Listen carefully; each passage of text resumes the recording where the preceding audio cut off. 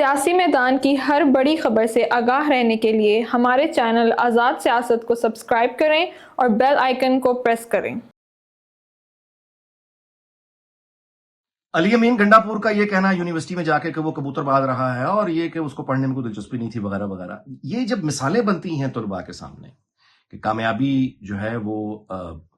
یہ ہے کامیابی کی مثال، طلباء نوجوان ہیں کچے ذہن، جب وہ دیکھیں گے اور ان کے سامنے ایسی مثالیں بائی دی وے پورے ملک میں بکھری ہوئی ہیں، یہ صرف پی ٹی آئی علی امین گنڈا پور پختونخوا نہیں ہے، پورے ملک تمام سیاسی جماعتوں کا، پیپلز پارٹی نون لیگ، ہر جگہ ایک ہی میرٹ ہے، یعنی ایک ہی میرٹ ہے، اور وہ کیا ہے؟ وہ میرٹ یہ ہے کہ آپ نے اپنے لیڈر کی غیر قانونی، غیر آئینی، غیر اخلاقی، غیر انسانی خواہشات اور حکم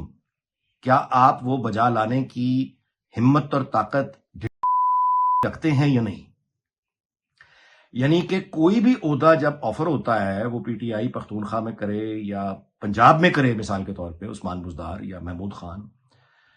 یا باقی جماعتوں کو، پیپلز پارٹی کو بھی دیکھ لیجئے، نون لیگ کی بھی آپ اپائنٹمنٹس دیکھ لیں یہاں پہ جو ہوئی ہوئی ہیں، یا مرکز میں جو لوگوں نے جو کی ہیں، آپ کو ایک ہی بات کامن نظر آئے گی، اور وہ یہ ہے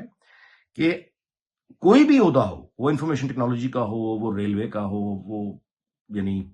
فارن افیئرس کا، کوئی بھی شعبہ جس کے لیے ایکسپرٹیز چاہیے، حکومتی عہدہ جب کسی کو ملتا ہے تو اس کے لیے کوئی ایکسپرٹیز ہونی چاہیے نا، کوئی مہارت ہونی چاہیے اپنے ہنر میں، تو آپ دیکھیں گے، دیکھتے نظر دوڑاتے چلے جائیے، کابیناؤں کو دیکھ لیجئے، اہم عہدوں کو دیکھ لیجئے، آپ کو وہی لوگ نظر آئیں گے وہاں پہ بیٹھے ہوئے، یعنی کہ قابلیت کا ہونا یہ ترجیحات میں آخری چیز ہوتی ہے، یہ irrelevant ہے۔ یعنی آپ کو مثال کے طور پہ ریلوے کی منسٹری دے دی گئی ہے تو آپ ریلوے کا آپ کو کتنا علم ہے کتنا نہیں ہے، یہ بات irrelevant ہے۔ اگر آپ کو بجلی کی مثال کے طور پہ توانائی کی وزارت آپ کے پاس ہے،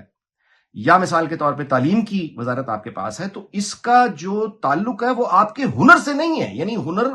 جس کا تعلق اس پروفیشن سے ہو اس سے نہیں، یہ irrelevant بات ہے۔ سوال وہی ہے کہ کیا آپ اپنے لیڈر کے ساتھ وفادار ہیں، اور وفادار بھی اتنے، جیسا کہ میں نے گزارش کی کہ آپ اپنے لیڈر کے غیر آئینی، غیر قانونی، غیر اخلاقی، غیر اصولی یہ حکم ماننے کو تیار ہیں؟ کیا آپ اپنے لیڈر کے کہنے پہ بس کو جلائیں گے، لوگوں پہ گولیاں چلائیں گے، کنٹینرز کو آگ لگا سکتے ہیں، لوگوں کو تنگ کر سکتے ہیں، نظام جام کر سکتے ہیں، پیٹرول بم یہ بوتلیں پولیس والوں پہ پھینک سکتے ہیں،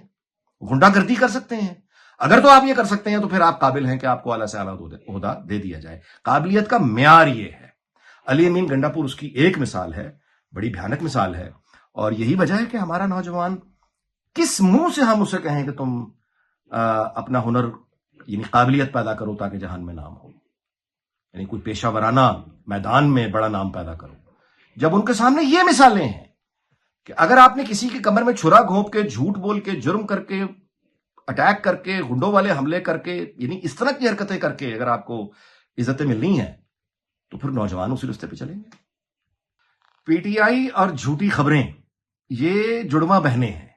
اور ان جڑواں بہنوں میں اتنی محبت ہے کہ ان میں کسی طرح کی کوئی علیحدگی کا آپ تصور بھی نہیں کر سکتے۔ یہ وہی لوگ ہیں جو یہ کہا کرتے تھے کہ اقتدار میں آنے کے بعد $200 بلین سعودی عرب سے ہم لے کے آئیں گے اور منہ پہ ماریں گے آئی ایم ایف کے۔ یہ وہی لوگ ہیں، یہ وہی لوگ ہیں جو کہتے تھے کہ 1 کروڑ نوکریاں دیں گے، یہ وہی لوگ ہیں جو کہتے تھے کہ 50 لاکھ گھر دیں گے، یہ وہی لوگ ہیں جو یہ کہتے تھے کہ ہم اقتدار میں آئیں گے تو اوورسیز سارے پاکستانی پیسوں کی بارش کر دیں گے۔ یہ وہی لوگ ہیں جو یہ کہا کرتے تھے کہ اگر لیڈر دیانتدار ہو تو قوم اعتبار کرے گی، ٹیکس خود بخود دے گی۔ تو پھر وہ کیا ہو گیا؟ نتیجے میں ہمیں کیا ملا؟ فرا گوگی ملی، عثمان بزدار ملا، اور وہ ساری کی ساری کہانیاں ملی۔ یہ وہی لوگ ہیں جنہوں نے امریکی سائفر کا وہ جلسے میں ایسے کاغذ لہرایا کہ میں جان چکا ہوں کہ امریکی حکومت ہے جو میری حکومت، میری یہاں پاکستان میں میرے پیچھے پڑی ہوئی ہے، اور پھر یہ وہی لوگ ہیں جنہوں نے امریکہ کو مخاطب کر کے کہا کہ نہیں ہمارا مطلب آپ سے نہیں تھا، میرے خلاف تو جنرل باجوہ نے مہم چلائی تھی۔ یہ وہی لوگ ہیں جنہوں نے کہا کہ ہم کوئی غلام ہیں،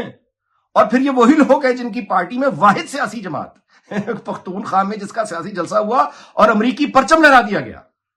آپ اندازہ لگائیں، یہ وہی لوگ ہیں کہ ہم کوئی غلام ہیں، اور آج ان کی ساری امیدیں ڈونلڈ ٹرمپ سے ہیں کہ وہ آ کے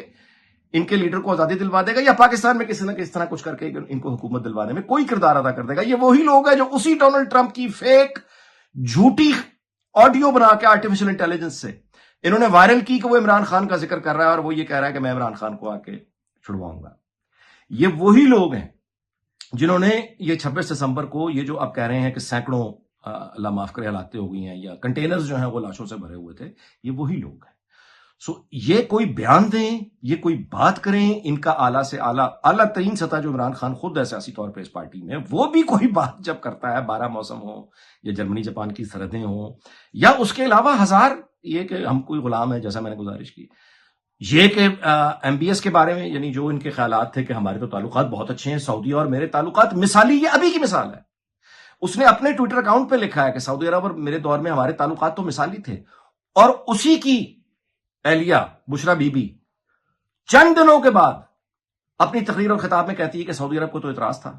وہ تو یہ کہہ رہا تھا کہ چونکہ ہم یہاں پہ شریعت ختم کرنا چاہتے ہیں لہٰذا یہ پاکستان میں تم کس کو اٹھا کے لے آئے ہو. یہ وہی لوگ ہیں. سو ان کی کسی بھی بات پر اعتبار کرنے سے پہلے کوئی کرنا چاہتا تو کرتا رہے، لیکن ان کا سارا ریکارڈ دیکھ لیں تو بات پھر وہی ہے کہ جھوٹ اور پی ٹی آئی یہ جڑواں بہنیں ہیں. ریحام خان نے جو گواہی دی ہے کہ اس سے پہلے عمران خان نے جب سول نافرمانی کی، لوگوں سے اپیل کی اور بجلی کا بل جلایا، تو اس وقت بنی گالہ میں خود اس نے سولر پینل لگا رکھے تھے، اور یہ کہ وہ ایک منافق آدمی ہے. ریحام خان جب یہ بات کرتی ہیں تو ظاہر ہے سنجیدگی سے سننا ضرور چاہیے، لیکن یہ بھی دیکھنا چاہیے کہ ریحام خان کو حیرت نہیں ہونی چاہیے اس بات پہ کہ لوگ عمران خان کے جھوٹ پر یقین کیسے کرتے ہیں. ریحام خان کو تو بالکل بھی حیرت نہیں ہونی چاہیے، اس لیے کہ وہ خود ان کے مداحوں میں شامل رہی ہیں، ان کے عاشقوں میں شامل رہی ہیں. وہ خود اس حد تک عمران خان کو پسند کرتی تھیں کہ انہوں نے نکاح کی دعوت کو قبول کیا اور بہت خوشی سے انہوں نے عمران خان سے شادی کی. ان کے ساتھ بعد میں جو ہوا وہ افسوسناک بھی تھا، وہ توہین آمیز بھی تھا، اور ریحام خان کا جو صدمہ ہے وہ قابل فہم ہے. ان کو مشورہ ضرور ہے کہ اب وہ گیٹ اے لائف ذرا، کیونکہ ان کا یہ اس طرح سے بار بار کہنا یہ وہی بات ثابت کرتا ہے کہ آج بھی ریحام خان نام تو عمران خان کا ہی جپ رہی ہیں. تو اگر ریحام خان خود وکٹم رہی ہیں، جو کہ رہی ہیں، وہ خود ایک آدمی کے سحر میں مبتلا ہو کے انہوں نے نکاح کی دعوت ہی یعنی قبول کر لی، تو پھر انہیں حیرت نہیں ہونی چاہیے کہ باقی لوگ کیوں عمران خان کی بات سن رہے ہیں. ریحام خان کو تو شادی ہی کرنی تو پتا چلا نا کہ اصل میں کیا ہے. اب سارے لوگوں کے ساتھ تو یہ معاملہ نہیں ہو سکتا. تو جس طرح وہ خود بن گئی بے وقوف یا جو بھی ان کے ساتھ ایک زیادتی ہوئی، وہ باقی لوگوں کو ویسا ہی سمجھیں کہ وہ اس طرح جھوٹ پہ اعتماد کرتے ہیں. باقی یہ ہے کہ دیکھیے عمران خان کی جھوٹ پر لوگوں کا چلنا، یا وہ بانسری بجا کے تمام، جس طرح وہ ایک جادوگر بانسری بجاتا ہے، گاؤں کے سارے بچے اس کے پیچھے لگ جاتے ہیں. وہ اسکول کی کہانی ہم نے پڑھی تھی. آج ساری قوم، اگر یا پی ٹی آئی کے ماننے والے، ساری قوم تو میں زیادہ کہہ گیا، ساری قوم تو خیر نہیں ہے، اللہ معاف کرے، لیکن نوجوانوں کی وہ اکثریت جو پی ٹی آئی کو سپورٹ کرتی ہے، وہ اگر آج جھوٹ کے سحر میں ہے تو اس کی وجہ اس کے علاوہ کچھ نہیں کہ مقابلے میں کوئی موجود نہیں ہے، کاؤنٹر کرنے کے لیے کوئی موجود نہیں ہے، کوئی سیاسی قیادت، اس کا عوام سے وہ رابطہ ہی نہیں ہے کہ وہ اس جھوٹ کو کاؤنٹر کر سکے. اس وجہ سے یہ عذاب آتے ہیں.